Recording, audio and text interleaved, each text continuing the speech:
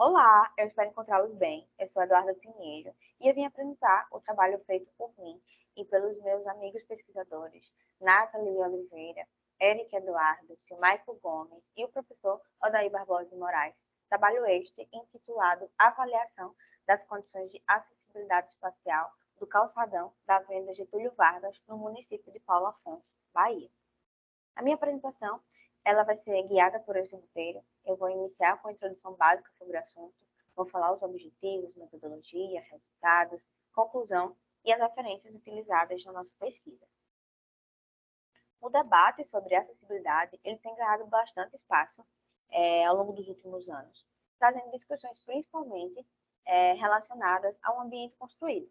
A relação, a relação com o ambiente construído tanto na arquitetura quanto na engenharia, ela se apoia em alguns princípios básicos. A arquitetura se apoia na forma, na estética, na funcionalidade. E a engenharia se apoia na economia, na construtibilidade e na racionalização de recursos. Esses princípios, muitas vezes, infelizmente, levam à produção de um espaço excludente. Então, é por isso que cada vez mais importante ter esse debate sobre inclusão e sustentabilidade. A relação entre acessibilidade e sustentabilidade ela é mais visível quando nós nos conscientizamos de que a deficiência ela é inerente à vida humana. Então, a partir dos anos 2000, a acessibilidade ela passou a ser regulamentada pelas leis federais aqui no Brasil, levando em consideração as edificações, os espaços, os equipamentos e também os mobiliários urbanos. E em 2021, a Organização Mundial de Saúde, a OMS, estimou que cerca de 1,3 bilhão de pessoas, ou seja, aproximadamente 16% da população mundial, vivem com alguma deficiência.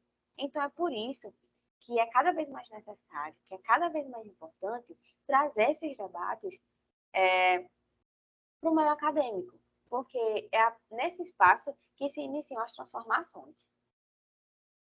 O objetivo do nosso trabalho é estabelecer um marco teórico e conceitual acerca da acessibilidade espacial aqui no Brasil, identificar inconformidades segundo a ABNT BR 9050 de 2020, onde ela trata da acessibilidade em edificações, mobiliário, espaços e equipamentos urbanos, no espaço físico do calçadão da Avenida Getúlio Vargas, em Paulo Afonso, Bahia, e também propor diretrizes e sugestões de melhorias para o espaço analisado. A nossa área de estudo ela fica localizada na cidade de Paulo Afonso, como mostra aqui nessa figura. A cidade ela está no norte do estado da Bahia, ela está localizada no sertão alagoano. E a nossa área de estudo, em Paulo Afonso, ela fica localizada na Avenida Getúlio Vargas, que é bem no centro.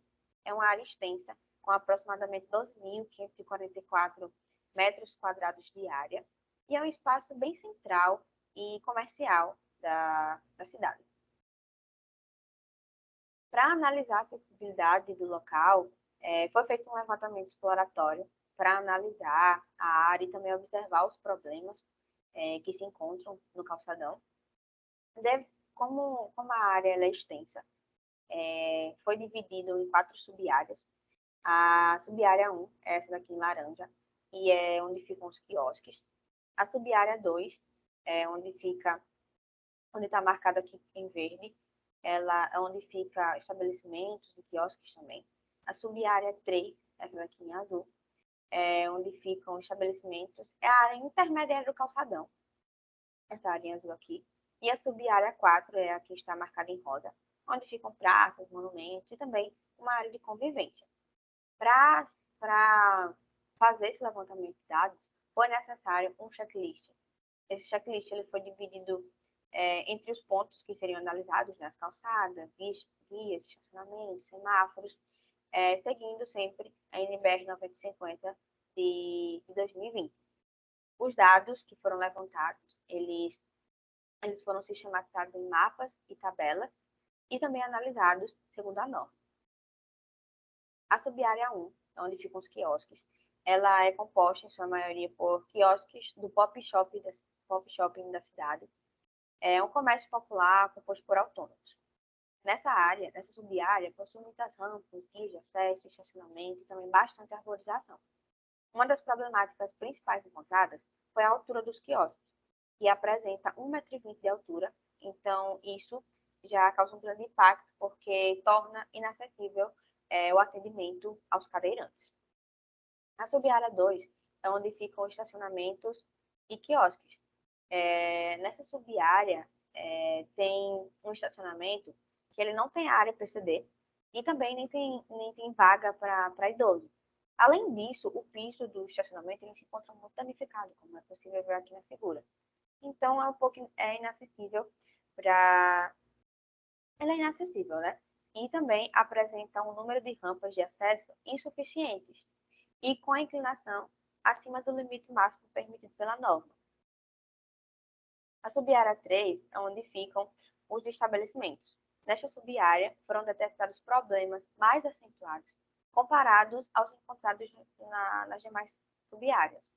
A gente consegue perceber principalmente rampas inacessíveis, porque estão bem inconformes, né, com a norma. Então, é possível encontrar bastante rampas inacessíveis, como mostradas aqui na figura, e também vegetação no meio de espaços livres, o que é errado também segundo a norma, porque segundo o item 8.8 da NBR 9050/2020, ela afirma que vegetação não deve afetar o piso com suas raízes e também deve estar fora da circulação livre. E a gente consegue perceber aqui nessa imagem que ela está bem no meio aqui da circulação livre. A sub-área 4, onde ficam praças, monumentos e área de convivência. Essa sub-área ela dispõe de um número maior de rampas e também de rebaixes entre a faixa de serviço e livre, como a gente consegue perceber aqui, tem muitos rebaixes. E também, nessa sub-área, encontram-se alguns pontos de ônibus, como a gente consegue ver aqui nesta figura nova. O ponto de ônibus é um espaço apenas com um vão, com coberta em estrutura metálica e não dispõe nem de assento. Então, é algo inconforme com a norma também. E também não há sinalização nesse ponto de ônibus. É possível observar também essa rebaixa na calçada, que não está conforme as normas. Agora, na análise qual e quantitativa da acessibilidade no calçadão, analisando especificamente a pavimentação, o calçadão ele é revestido em sua maior parte por pisos em pedra portuguesa. E apesar de ser muito durável e com alta resistência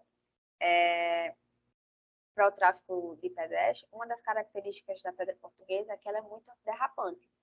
Mas as suas pedras, elas podem causar trepidação para os cadeirantes e também atrapalhar os pedestres. Além da falta de manutenção e sinalização, que também é um problema no piso, né?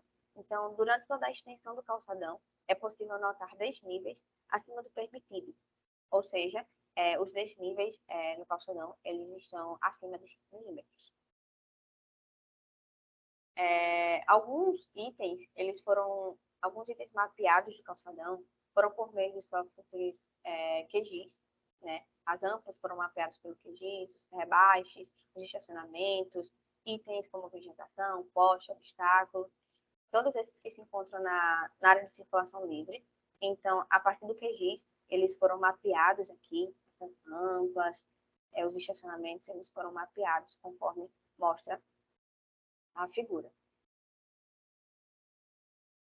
Das 18 rampas levantadas no calçadão, nenhuma se encontra em conformidade com a NBR 9050. Elas ultrapassam a inclinação máxima descrita em norma. Todas estão com a inclinação acima de 8,33. Então, as rampas estão inconformes com a norma.